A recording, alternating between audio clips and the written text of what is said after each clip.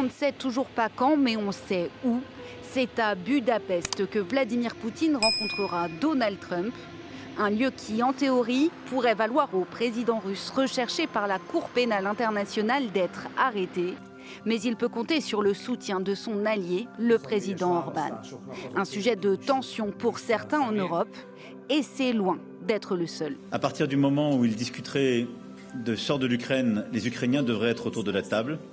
À partir du moment où ils devraient discuter de ce qui impacte la sécurité des Européens, les Européens devraient être autour de la table. Une réflexion partagée par Kaja Kallas, qui tient également à rappeler quelques éléments de contexte.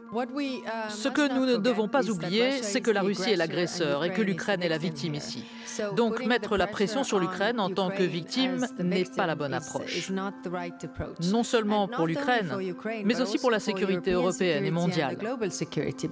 Des propos qui semblent faire écho aux récents avertissements lancés par le président américain à Volodymyr Zelensky, le sommant d'accepter les conditions de Vladimir Poutine sous peine de destruction. Le président ukrainien était venu à Washington avec l'espoir d'obtenir les fameux missiles longue portée Tomahawk, mais Donald Trump semble avoir rétropédalé, comme sur d'autres points. À l'ONU, vous avez déclaré que l'Ukraine pourrait gagner la guerre et conserver son territoire. Mais aujourd'hui, la situation semble différente. Ils le pourraient. Je ne pense pas qu'ils le feront, mais ils pourraient encore gagner. Je n'ai jamais dit qu'ils gagneraient, j'ai dit qu'ils pourraient gagner. Vous savez, la guerre est une chose très étrange. Étrange, autant qu'imprévisible, les revirements du président américain sont au centre de toutes les attentions, en Europe comme en Russie.